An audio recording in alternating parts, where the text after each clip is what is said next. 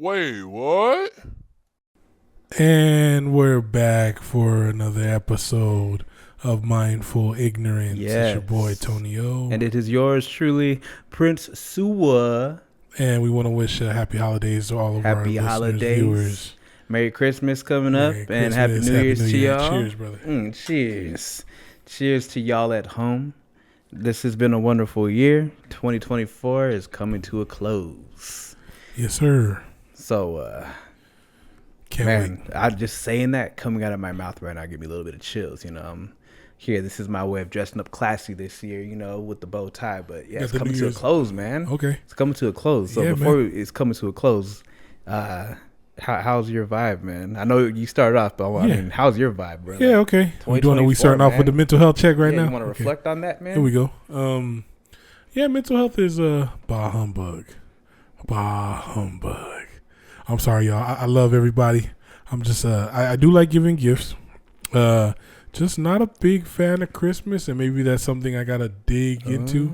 But it only happened just recently, and I think it's because I found out, like, I don't know, like as of with everything with COVID, everything kind of like had a light shown on it. So it was like Christmas being a pagan holiday and like the history behind it, which I need to do a deep dive into it. But I don't know, I just haven't felt festive in the last few years, and which is weird. Even with there's Christmas music I like now, but I love giving gifts, so I will say that's the one thing I get excited for because I'm a gift giver. I'm a really good gift giver. Okay. With that, real quick, because it seems like that was a positive. Yeah. Why do you think you like giving gifts? I don't know. It's been like a thing since I was a kid, I think, where I like pride myself in giving gifts that are not only useful but like that are unique to each person. I really respect that, because I know for me, in my personal opinion, y'all at home too, I don't feel like I feel like here's a Visa gift card, go ahead and get whatever you want for yourself. But that's cool, bro. So okay. I mean, sometimes, especially recently, sometimes I don't even like ordering off Amazon because I feel like it's something that everyone, you get like authentic. You get into it. Although this year I did do some Amazon ordering. I'm sorry, I apologize. Priscilla, I did order some stuff from Amazon, but usually I'll go to like pop-up shop stores or somewhere unique where you just cannot buy it. It has to be something that's there. So you have a particular gift that you like to instill onto each and every person in my life. Yeah, even for like last year, my father's gift, I went to a Japanese market in LA, and they only were selling like 5 or 6 of these like little like dolls, I guess they are. Wow. And I bought one. It was only like $20, but the fact that you can't get it anywhere else is I wonder what that says about you, man. I mean, for me personally, I mean, before we carry on, ladies at home, like that's a man right there speaking. I'm the ooga booga gift giver, but dude, that's power to you, man. Yeah. I also like to see the reactions on people's faces when they get it or when they use it, like when they, because I don't know, maybe as a kid too, because like I always got clothes and stuff, which was like, I felt like broke kids, we got like hand-me-downs. I didn't care for clothes. I hated every time it was like I go and play with the package, I'm like, even now when I get clothes, like I love everybody that gives me clothes for gifts, but I'm just like, I don't need any more clothes. Like I don't want. But now that I'm getting older, the drawers and the socks, yeah, definitely. You give me a pair of drawers and socks, and stuff, I'm like, oh my god, socks. Socks, like but when I was younger, that's a funny universal thing they say, like elderly people, it's like now we just want socks and like we need the essentials of clothes. Like buy me some deodorant, ladies. Don't give me no t-shirts and pajama bottoms, maybe sweatpants, maybe, but like I don't like. I like something that's like unique to the person. Like if someone's a hardcore, like my executive chef is a hardcore Lakers fan.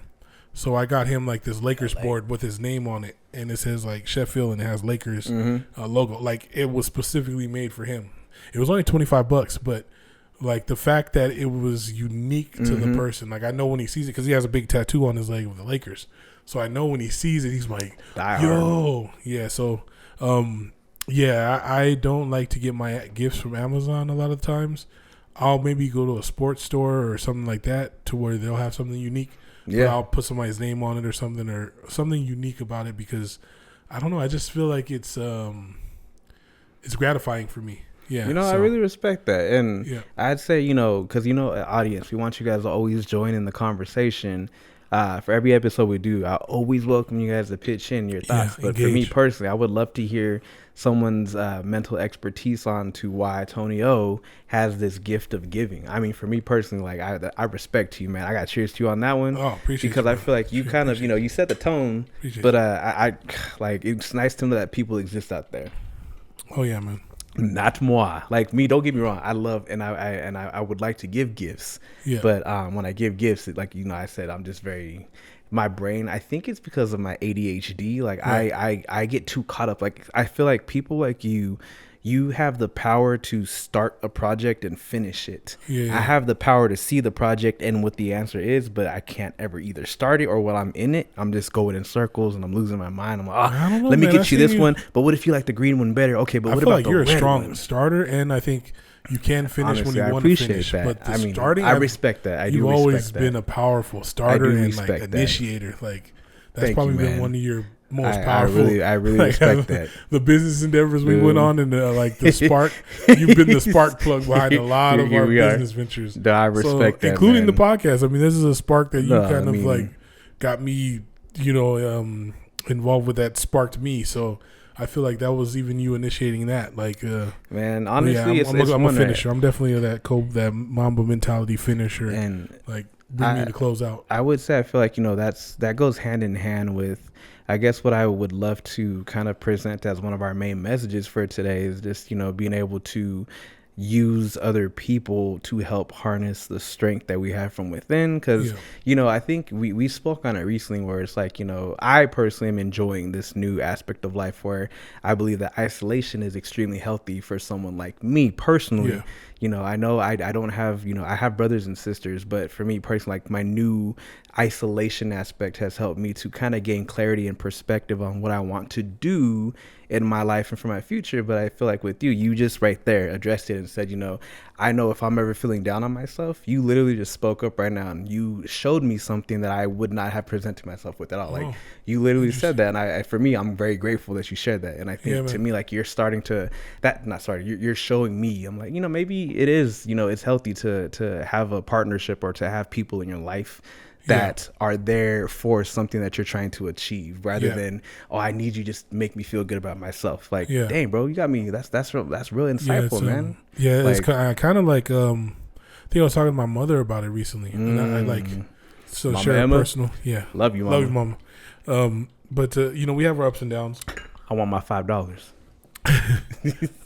But I kind of got on her recently because, she wants to take a lot of my time. As of with all mothers, parents. Parents. Yeah, I mean, dads. The same parents way. who care. Parents who care. They want to take your time, especially the older they get. It seems like they want to be around you more and everything. And I told her I kind of got mad at her a little bit because I was like, "Mom, I'm so busy. Like, I've got so many directions I'm being pulled in. Like, it's hard for me to make that time. And I want to try to make that time. I do make that time now. So, but it's just hard because I'm being pulled in so many directions. So." It's like my time is like so important right now. And she was like, well, you just motivate me. That's why. And I'm like, Mom, but you got to pull that motivation eternally. Like, yes, like I want to be around people that motivate me as well. Like it's you're going to want to be around people that motivate you. And if I feel like your energy is low, yes, I'll be able to pick that up. But it's like at the same time, you don't want to just be someone that, the energy is just getting pulled from because it does get draining. Oh, absolutely. And once I told her that, she was like, energy vampires. But Mom, once I told her that, she was like, I never thought about it like that. And she goes, all right. So the next day, she texted me something motivational, and I was like, see, that makes me want to get up and help you and do more things with you. So, that's beautiful, and I'm always grateful for you sharing things like that because I feel when you bring up items like that, it helps to shed insight on what I feel a lot of us are going through. Like me personally, I'm projecting what you were sharing right now because I know for me, I recently had a stint where I wanted to look into certain things. Like, for example, there's this term called collateral damage. And for me, collateral damage, I hear it on TV shows, Star Trek, shout out. But like, for me, like I recently just was like, I'm hearing it and it just is something that I don't hear too often. So collateral damage, what I looked up was it's basically like, so for example, in military terms or in real life, if there is a strike, like an airstrike that's supposed to hit a certain area, and that airstrike happens to overflow into like civilian area. So that's called collateral damage. But then I was looking at it, and I feel like on a psychological level, it's the same thing where it's, you know, your mom may not have that intention to want to cause pain to you, but she unintentionally is, and that's what the definition is. It's unintentional injury. Injury. So for me, I was like, oh dang, like, so collateral damage is like if I'm angry or if I'm having a need and I'm like, hey, I need to talk to somebody, but me calling them is making them feel like they're unstable because now they're like, you're talking to me too much. What's going on? Exactly. So for me, it's like that's collateral damage because it's not intentional, but I think that's also on a true metaphysical level. Like we're really all struck. We're stuck there just trying to figure out like fodder. You know, like we don't mean to hurt each other, but here we are, you know? Yeah. But that's crazy, man. That's deep that you shared that with your mom right now. It's trippy, man. Like it's a journey. It's everything. I feel like, I'm in that age right now where I'm just constantly learning. And I'm like, man, I can't believe, like, in my 20s, I thought I was learning, but I wasn't really aware of it. But now it's like I'm more self-aware of my learning, which is weird. It's like I'm acknowledging that I'm actually learning something. Nice, man. And I'm actually retaining it, which is like reading books. Now I'm reading a lot more, and I'm like, there you go. Dude, you know me. I've never read books. I never was a reader. This man writes books, though. Yeah, I used to write. I was still write, like, but never reading. I was never. Now I'm reading and retaining it, and it's like, this is weird. Was power to you, man. Developing power. Yeah, so I don't know, man. It could be a neurological thing. It could be a brain thing. I don't know what sparked it. I mean, I kind of have an idea, and I think loss really sparks that. You know, when you lose something, I think that's when it really happens. So. You know, it's wonderful because I feel that is essentially what could lead us to a topic that I would love to cover, which is, you know, I know Christmas is coming up, and then, you know, there's a universal of theory out here with, you know, people in America where it's like, you know, we have a thing called the New Year's resolutions. Yeah. And I feel like for me, as you're reaching out to that, I would love, and for you guys at home, please take note for yourselves. But I would let me hear from you guys. Like, so what do you think? I mean, if you're okay with that on a mental level, like I would love to hear, like, do you believe in New Year's resolutions? What does that mean to you? Yeah, you know? I think I believe in New Year's resolutions, vision boards, all that. I think whatever motivates you or gets you that. I mean, I wouldn't say I have a New Year's resolution because I feel like I have a everyday resolution. I'm lose weight. Yeah, like it's like I'm gonna get up and work out tomorrow. And then you are going to McDonald's. Gym like, all right, we ain't going to the gym today. We'll go tomorrow. No, I mean, staying fit, keeping up with my fitness. But mainly, I mean, it's an everyday thing for me. I think I have goals for myself every day, and I feel like I have to give myself goals every day. Otherwise, I'll just get bored or something. Yeah. So, I think is just continue on the path to success and travel more. Yeah, I think that's going to be my. So what would you say to someone? Because, you know, I mean, there's people out there. So if someone's like, hey, what's your New Year's resolution? Or what is your stance on New Year's resolution? Like, what would you say in that regard? Would you say, do you believe in it? The stance on? I mean, I think it's good to have. It's just, I feel like the more you talk about something, it's like, and you're not putting action towards it, it's just talk. Like, you got to be able to walk it too. I would say if you have a New Year's resolution, kind of keep it in your head first and then execute it or start it. And then once you start it, then voice it. Then voice it. Like, you know, say it. Like, you know, like if you're going to the gym, you're like, I'm going to do 10 sets. If you tell yourself in your head, like, okay, I'm going to do 10 sets. Maybe while you're at 5 sets, like, I'm going to do another 10. I'm going to do 15. Voice it then, because when you're doing it and then you vocalize it, then you're already in the throes of it. You can't go back. Yeah. Like, but if you're saying, like, I'm going to go to the gym right now and do 15 sets, you're probably not going to do it because you're pretty much like fighting yourself. You know, and it's crazy because you're saying that and every time you talk, like, it's helping to bring my mind to another level of just remembering things I was kind of going through, because it's very, you know, with you guys at home, we've shared it in previous episodes.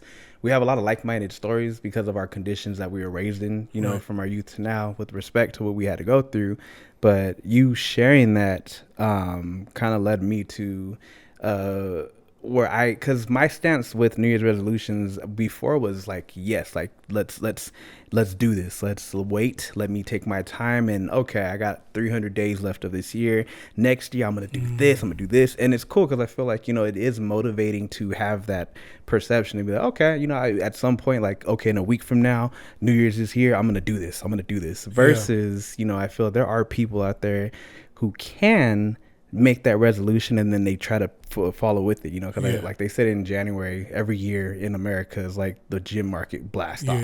People are spending money at gyms, people are and then they say like they start for like the first couple months and then it just goes back to tails off. And I think for me personally, I feel like that you kind of sparked my what my new theory is just my belief is just it's like you said, it's doing something and just doing it right now versus, oh, let me wait. Because I know for me, like that builds into my procrastination. My ADHD, like I have a horrible procrastination with certain things, but I think it's because there's so much going on. Yeah. And I think for me, that also goes hand in hand with relationships right now. Because I feel like a lot of people, I think Christmas is a time that everybody wants to be with somebody. Like they say big holidays like Christmas, Valentine's, people want to spend time with each other because they don't really want to be alone for the holidays, because it's like not a stigma, but it's that aura of everybody wants to be close. It's family. Hallmark movies. I love me. I don't care what nobody says. Hallmark movies, man. Those cheesy little like, but I feel like to touch on to that, it is a sad reality that I've been seeing lately is like I feel people, they hold back from who they really want to be, which I think goes hand in hand with, I want to go and do something for New Year's, but I'm going to wait until New Year's gets here, then I'll do my resolution. But it's like, if people aren't really living in their significant and genuine self right now, like in their truth, then it's kind of like, what are you doing? Because I feel like there's so many, with respect, I think there's so many relationships. I've been a victim. I've also been the person who's done it myself. Where I'm like, I would give this girl everything if she did this for me. Or there's men who are like men who are actually trying to give their best, and then women are like, when he puts a title on it, that's what I've had the issues with. Where I'm like, if a woman she needs a title, or she needs to be like, I need to know that I'm the only one, and then I'm gonna give you everything that you've ever wanted. Like I know that I know what you want, but I'm gonna wait until you give it to me. So for me, I'm like, that's manipulation. You can't that's do that. Emotionally abusive, but. That's what it's we're like at withholding right now, love, man. or withholding it becomes conditional at that point. Versus like if you're not really, if like what you said, if you're not just going out there doing what you believe in right now, then what are you really doing? Like, are you just, I'm gonna get that at some point. So McDonald's right now, and then next week when New Year's is here, what's up, baby? But hey, like man, at that point you're trying to convince yourself. Like, it's hard to convince yourself. I was gonna go to the gym. I swear, it's hard to convince yourself to do something. You want to try. You could try all. So do you feel like, because I know you bring up the ADHD a lot, do you feel like sometimes it's a hindrance or a superpower? Because I've seen some people with ADHD, and you see it as like a superpower, where they can do like multiple things at once. But then you have some people that are like, oh, it's a hindrance. So do you feel like it's a superpower for you, or more of a, because I look at it as like a superpower for you, because I've seen you do multiple things at once, and I'm like, man, it would be hard for me to kind of do it. Honestly, like, I'll say I appreciate level, I feel like that's kind of gave me a little bit of chills, because at first I think for me, and I would love to hopefully speak for so many people out there who don't have a voice to speak on. With me primarily having an ADHD as like just my authentic diagnosis, regardless of my upbringings and my conditions, I feel at first it's something that it's so frowned upon, because as a child, we try to blame sugar and this and that. And I also was someone who was on stimulants when I was a kid, like Ritalin, Adderall, because it actually did kind of balance me. But like I feel like it gets misconceived, and people start to see it as, that kid is bad. That kid's going to be bad. They're hyper. They're bouncing off of the walls. They're talking about all this and that. They won't go to sleep. Versus, so I think when you get older, you all of a sudden look at it like, dang, man, I don't want to ever be that kid that I was before, like going outside, climbing trees, and then jumping into playing football, and then running around playing tag, like, and then all of a sudden just trying to randomly like sing and acting silly. And, so I feel, for me, it's kind of, it was hard at first, because I looked at it like it was a hindrance, because when I grew older, I felt like I was that one oddball out because I could like you now you're reading like I could not read a book to save my life. Like my brain, this man had them Harry Potter books on deck. Well, that's because like, see, and that's another thing. Like I, for example, had those Harry Potter books because I kept getting grounded for lying or for like not performing in something, you know. And I feel like maybe the reading the books I could read, but as long as there's like music in the background or something. But now, so before to answer your question, before I looked at ADHD as like I can't stand this thing and it's not fair that I'm alive like this and other people can actually sit down and relax. Like in a church setting, they can just sit down and actually praise God. Let's do this. In church, I was like fidgeting. I'm like, are we done? Are we done? Are we done? Like, can we go? Can we go? Like, oh, that girl looks pretty right there. Like, I was very like all over the place. Now I have more of a mental focus and like for what you're saying, I can now see it as a superpower. But man, it was hard because it's kind of like learning how to accept something that you don't like about yourself. That was my heart. Like, how am I supposed to look in the mirror and be like, oh, it's okay. You're bald. Like, enjoy it. Like, I hated being bald, but now, so I respect that you asked that. And that's crazy because you said it earlier about the misconceptions of a child having ADHD and like, oh, that kid's bad. But you were like the good kid. Like, you had straight A's. Man. You were always like you sports excelling. That was my ADHD. I had to present myself to my brother. I'm like, hey, crazy. Man, I look good to my people. But even the kids that I know, like a lot of kids we knew that were either diagnosed or not diagnosed. Like my brother Derek, my godbrother Derek, rest in peace.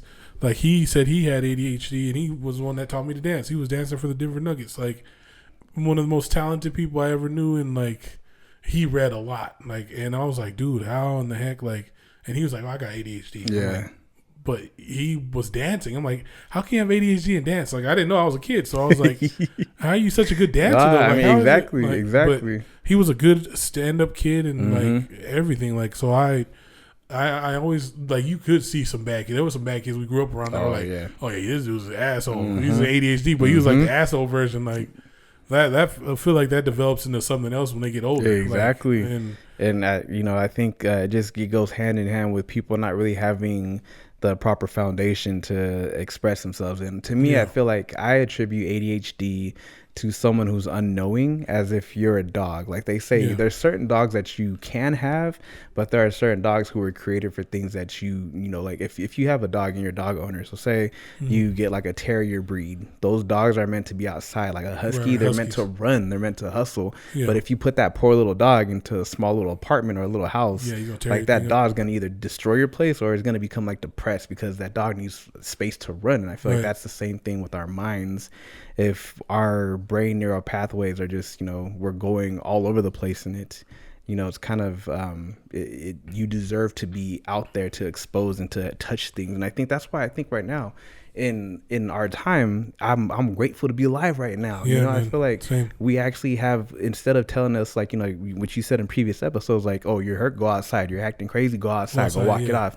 Versus, okay, cool. So you're experiencing some type of sensory issue. Grab this, squeeze the ball, and then read that at the same time, or put these headphones on. Their noise counseling. You know, I mean, so for me, it's power, man. I never knew what anxiety was until maybe a few years ago. Man, I was like, what's anxiety? Like when people had anxiety. Get that word out of here. Like I knew, and I was talking to a friend about it, and she was like, "Yeah, I have anxiety." I was like, "What is that?" She looked at me like I was crazy. Like, you don't know what anxiety is? I'm like, I mean, I felt nervous at times before football games or like before sports. Exactly. So that was anxiety. I was like, I didn't know that, but I knew exactly how you feel. That's like panic me attacks. Getting my wisdom teeth out at 36 years old, man. That doctor's like, bro, what's wrong with you, man? What's wrong with you? Shut up. Take things out my mouth, dang. It's supposed to be 17 when you get out. I can't, like, panic attacks is still a hard thing for me to grasp. Because I don't think I've ever had a feeling like that. And my heart goes out to people that go through that, like panic attacks. Like, I can't honestly say I don't think I've ever had one. And if I did, I wouldn't know. They had like the awareness over it. I mean, I wouldn't know what that looks like. I mean, I would think I would have a heart attack or something. I never had that, so I don't know. Like, but yeah, the mind is like fragile, man. It's so strong, but it's so fragile. It's literally guarded by or just layers of bone. It, like at any point, like you can shake it, you can do whatever, and it's still okay. But it's like one bad experience can mess your brain up, like, and just take you on a path or take you down a hole that you don't want to go down. So no Diddy on that, by the way. Speaking of rabbit holes and yeah, man. Boy, so what's your New Year's resolution? I gave. I mean, honestly, so I would say I personally I respect the New Year's resolution because, like we spoke about a while ago, if you don't have a foundation, if there's nothing for you to start, then no one's ever gonna start. So I feel like New Year's resolution to me is wonderful, but I think for me, like I think it's kind of what you're doing. I'm just living in my resolution every day. Waking up, wanting to accomplish something that I want to accomplish. Yep. So I mean, New Year's resolution wise, for me, I would say in general, it's something that I'm doing every day. Would be just continuing to wake up and to have a routine that allows me to feel some type of purpose, to feel some kind of meaning. Because I mean, I don't live my life to fulfill the meaning, but I feel like meaning is very essential to a lot of people. Because unfortunately, people who don't have meaning and purpose, or they're not able to feel it from within. It's kind of like, why do you want to live anymore? What's the point? I'm coming home, I hate my wife, or I hate my husband, or I hate my kids, or I hate this situation that I'm in, I hate my car. So I feel like it's a rabbit hole that can go into, it's an infinite rabbit hole for me. So I think the New Year's resolution aspect is definitely powerful to instill, because it's showing that you're wishing to survive. So for me, I think that's me. I want to stick to the routine. Definitely want to continue to blow this show up with my boy here. Like, this is my Christmas gift, being able to be on this episode and to sharing this with you, man. Like, I could die tomorrow knowing that this is, we got our words out, man. So this is my Christmas gift. I would forever. We have immortalized ourselves. Cheers, my brother. And on that note, the Immortals are going to take a little bit of a break by our non-commercial sponsors. Cheers, y'all.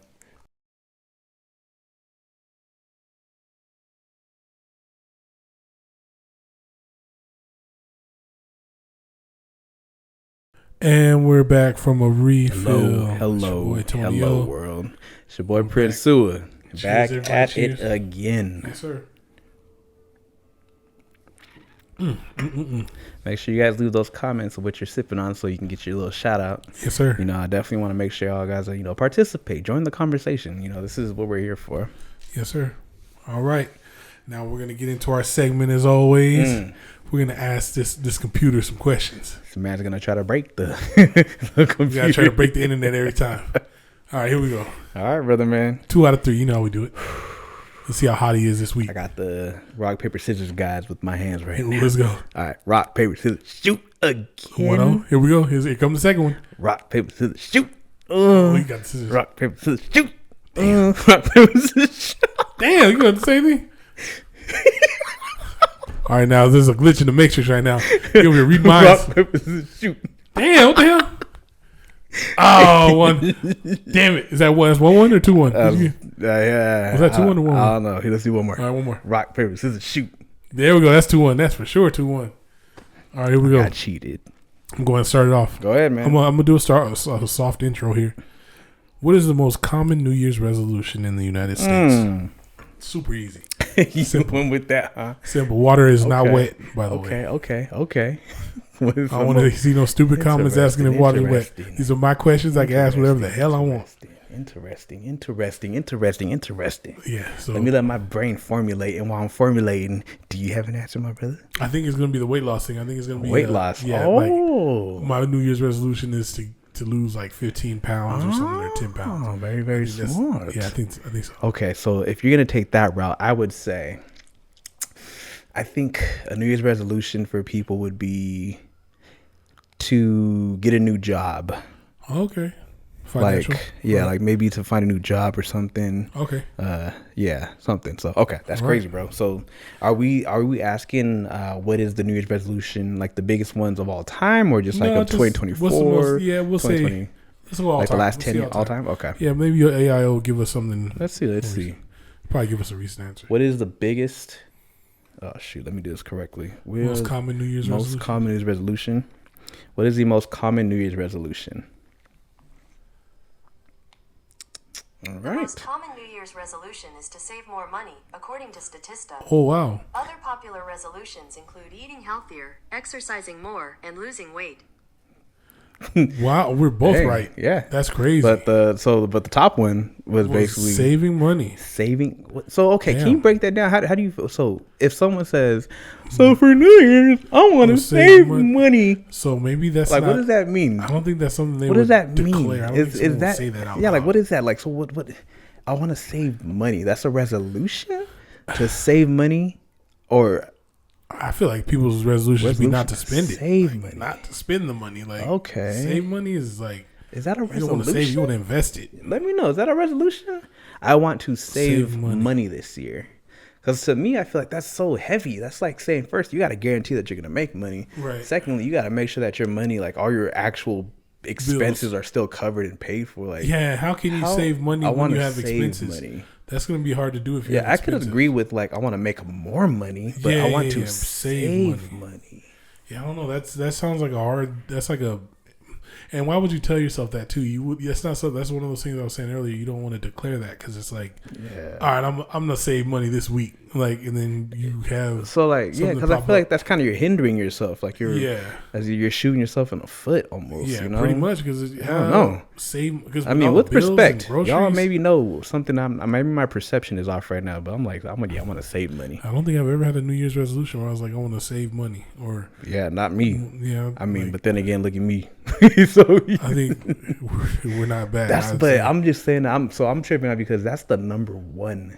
Like it said, saving money is the number one. I've ever heard anyone that have asked like, "What's your New Year's resolution?" Like, "Oh, I want to save money." Like, no, I've heard people like, "I'm gonna go to the gym more." Even on like Twitter, Facebook, IG, like, my New Year's resolution is to get the summer body, or is to get It's not like I'm gonna save money. Like, I never seen a girl or IG model like, girl, this is 2025, I'm about to save these dollars. Like, to be honest, my opinion on this, and this is my opinion, I feel like it's they took some information from old school people, from modern kids like to say boomers, but I feel like they went and like with people like Warren Buffett, sorry, and like they're like, oh, what you got to do, you young whippersnappers, you got to save money. See, Warren Buffett would tell you to invest. Save money. He would tell you to invest. Exactly. I feel but it's like all these like just older people. I just think of older people like my mom saved money, my dad saved money. You have this, but they also saved everything, and they went through a depression. Yeah. And then they died with it all and just didn't do anything with it. You know what I mean? With respect. So y'all let me know. If you guys save money,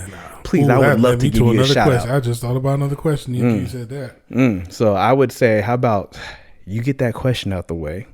Because I got a question that's going to... Yeah, I heard. You heard you sit on a nuclear bomb. So man. All right. So my second question after you asked that is, on average, I guess this is going to be a complicated question. On average, how many people die without wills or leave their money to the government, like without estates? Okay. That's when you said something that sparked that question right now. Like, how many people die without, or I don't know how to word that. Like, how many people die yearly without? So it'd be like percentage of deaths with no will. With no will, or with no estate. Or with no heirs. Or actually maybe just straight up, how many people die with no will? Yeah. Because the government gets that. So would you think that's a universal question for the world, or would that just be for will? I would like to know for the United States. States. Yeah, because our government, we've seen firsthand, like, people passing away and not passing it over to anyone. Absolutely. We've seen that, I don't know how many times. So it's like, and we know it goes to the government. So I would say, if I gave you a ballpark, say we're at close to 400 million people in the United States. Yeah. With what do you think that elderly number would be? Like, I think on average yearly, I think the U.S. government gets maybe $400 million from. There's a word for it too, for people that die without estates. God, what is it called? I can't think of it, and I'm supposed to be an administrator. Okay. I would say like 400 million. 400 million. I know that sounds like a retarded amount, but wait, 400 million people? No, dollars. Oh, dollars. Yeah. I would say the government gets about 400 million in. Okay, so would you want to know how many people die with no will? I would like to know the amount the government gets every year. Okay. So how much the government makes from So you want to know how much the government? Okay. Okay. So I just want to make sure there is a calculate. People, there is a way to calculate it. Okay. The IRS calculates that. For AI, do you want me to ask, what is the amount of money that the government makes from no will, or how many people die from having no will? Without conservatorships, yeah, without conservators. There's a word for it too. I forgot what it's called. Like when someone doesn't have a conservator, wards, like wards of the state. Mm-hmm. Yeah, like. So, you want me to ask how many wards are there to the state and how much? Because that's not going to give us an amount. I want to know how much the government gets. Oh, okay. So you want to know how much? Yeah. Okay. So how much money how much money is made off of wards to the state? Yeah, or how much does the U.S. government make from people dying without wills? And I'm pretty sure it'll clarify it for me. Yeah, so how much money the government makes from people without wills? Okay. So you said you think about $400 million? Yeah, yearly. Yearly sounds crazy, but you gotta think there's millionaires, billionaires, people that die. Like, yeah, I don't know. Yeah, good question, man. My guess. Yeah. All right. So, my guess, I don't know. I'd say like $50 million. I don't know, because I feel, for me personally, I think that our country has a system. And because our country is basically a corporation, so I feel like our country has a nice little scale of, okay, so even if this person has no family, let's try to find some next of kin. Let's make an effort to show that we really are trying. Right. Because if we don't get it within 10 years, I'm just going to go ahead and take it. So I don't know, what I mean? Because, that Treasury website that exists where you can, look up things. So, all right, let me see. I don't know. That's a great question. All right. Okay. So let me, so how many people, what is the total amount? Or how much the U.S. government makes from people dying without wills. Okay. How much does the U.S. government make from people dying without a will? Okay, it has generated an answer. Wow. And it's long, so I don't think it's going to read it. So, okay. So it says, the U.S. government generally doesn't receive property from people who die without a will unless there are no living relatives, which I think that was the point of what we're asking. The federal government taxes estates over $11.5 million at the rate of 40%. However, most estates are exempt from federal taxes. State taxes vary by state. Let me see. Okay, says what happens to property without a will? When someone dies without a will, their property is usually distributed to family members. This includes surviving spouses, children, parents, siblings, and other relatives. If there are no relatives, the state usually takes the estate. So the state also goes to the state level. Interesting. So it's not a federal level; it's a state level. That's interesting to know, though. So no dollar amount. So it's probably. There's a dollar amount somewhere, but it's probably how we're wording it or something. Yeah, I feel like they're like, oh, you will know. We have the answer. Because Bill Gates asked the right question. Yeah, they're not gonna because we ain't gonna let you. We're not just gonna add give you Bill answers. Gates said he's gonna die and not leave his kids nothing. Like you mean to tell me? Like I don't know. It's interesting. It's very interesting. But yeah, all right. That's my questions. So for me personally, I'm gonna nuclear bomb. I'm going to shift Hold your pearls. The tone of our show here because as you guys know, since we're getting ready to come to a close for our episode, we like to always finish off with giving our people some words of wisdom and, from our own experiences in life. So for me, this is more of a dedication to anyone out there who has contemplated or who has authentically gone through something in their life. So the question that I would like to ask AI, and I would like for all of our folks at home to be aware of since we're here approaching 2025, the question that I have is, how many suicides were completed in 2024? Wow. Suicides that were completed. And I don't mean to the word complete. I think because it's kind of like, it's chills to me. So I mean, maybe there's another way to. How many people committed suicide? Yeah, how many people committed suicide in 2024? And we'll post a link to the hotline if you guys need it on the bottom. If you are struggling, there's help. Please seek help, guys, if you need it. Amen. Yeah, that's a tough question. For the year of 2024, I think maybe, man, I would hate the number to even go up this high, but I'll say like 600. 600? I mean, I feel like that's, oh man, I would hate to think about the number. So for me personally, if I was to guess how many people committed suicide in 2024, I would say maybe like 4,000 or 5,000. So, yeah. Wow. And this is not attempts. I just want to know how many people committed suicide. And we will place a trigger warning just in case if exactly anyone does. Okay, you got your answer. I got mine. Let's see. Man, this is going to be a spooky answer, I feel like. How many people committed suicide in 2024? All right. So it's giving me a couple answers, but it's leading me directly to websites. Okay, so the database that I'm seeing, which is from the Center of Disease and Control, says in 2024 there was over. Okay, well, it's giving me the most recent suicide rates increased 37.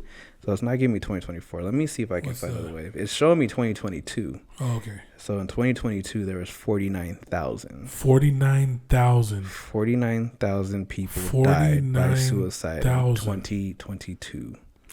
Dear God. And 13.2 million people seriously thought about suicide. 3.8 million people made a plan for suicide. 1.6 million people attempted suicide. Lord have mercy. And it says, according to this calculation, I think that's why I didn't get the 2024 numbers, because I think they're still being calculated. And there's investigations that are going on for certain deaths. Yeah, Jesus. It says 1 death every 11 minutes occurred in the United States. Ooh. So our whole episode, if it's an hour long, we had about 5 deaths happen already. Man, oh man. So, Jesus. Okay, so my number was basically how many people committed suicide.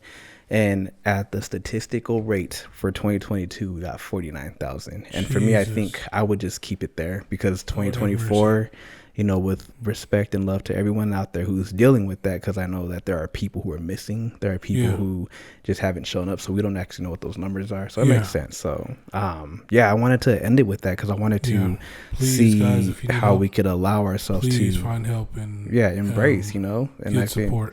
I want that to lead into our final, or my final closing message to people, but that's heavy. Like 49,000 people. That's a city. Like that's a whole city somewhere in America of people who that's larger than certain cities, Oh, so mercy. Yeah, I mean, so I pray for you guys. I pray for everybody. That's tough. It's significant. Damn. And I think for me, for people heading into 2025, I guess, I'll just start with my closing remarks in that regard is, I feel so many people have, they contemplate things. And I know for me, for example, and I mean, with respect to you too, like there have been times where even as a child, the ideation was there. It's like, okay, so I didn't get to get my toys today, or my friends get to play outside and I'm grounded, or this is happening, or I feel chubby today and that person's skinny, or this person has all the girls and that person has all the toys, and I think there would be times where at first it would be hard, I'd be like, oh, I hate this, but then I'd look back at it and I'm like, you know what, I hate being here. I don't want to be here anymore. That's not fair that kid gets that and I don't. So I would think about like, I want to end it. I want to end this. I hate my life. But as a kid, I never really had the strength to pursue it. And I'm saying strength because I feel it takes a lot for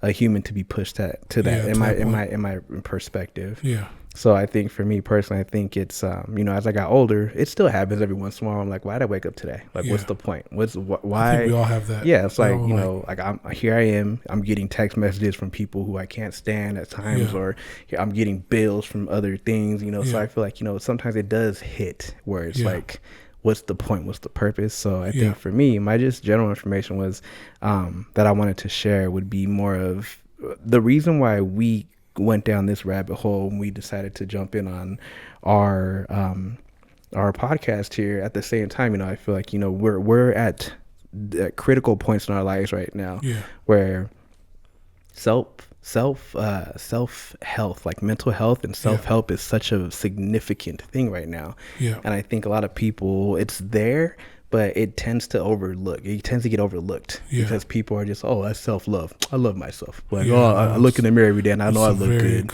Like, I'm good. I don't have to worry about that. That thing needs to change. These people need to change, blah, blah, blah. So, I mean, for me, I think it also just is always a reflection of the reality is really, it's to me, I'd say that final message is it's deeper than just looking in the mirror or believing that you're enough.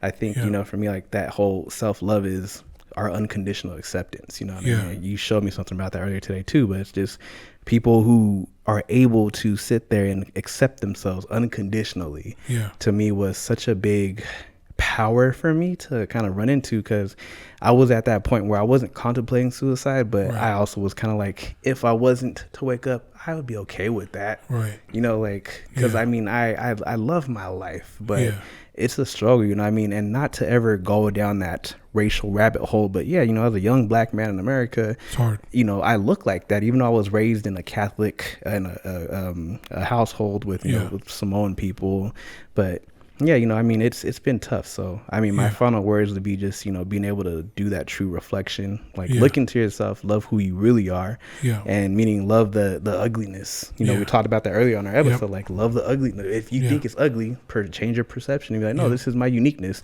My ADHD is a gift versus I wanted to throw it out the window, because there's times where I wanted to rip my skin off because of my ADHD, because I'm like, oh, why can't I just focus, and why does people keep making fun of me and yelling at me? So, I would just say, but also what we talked about earlier, like reach out to your loved ones and know that we're here for you.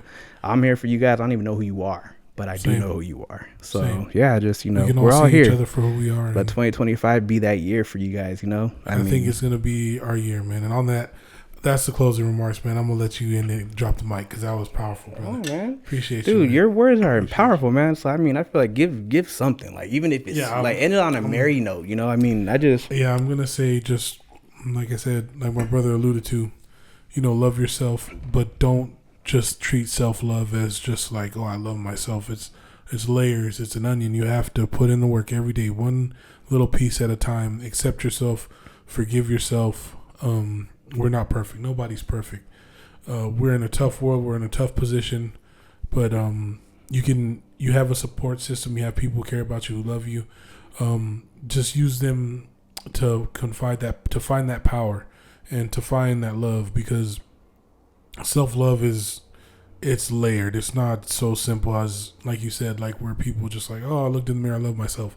There's layers to it. There's a lot of work you got to put in, and it's a day-to-day thing. It's not something that's just going to happen overnight. So I would say just, try to give yourself grace, give yourself acceptance, and in that you'll find truth, and you'll find your purpose, and you'll find your reason for life, because it's all around us. So, amen. Amen. Praise up, man. Cheers, y'all at home. Cheers to you, my baby boy. Love you, bro. Happy New Year's, man. Merry Christmas and Happy New Year to you guys. Be safe. Yes, sir.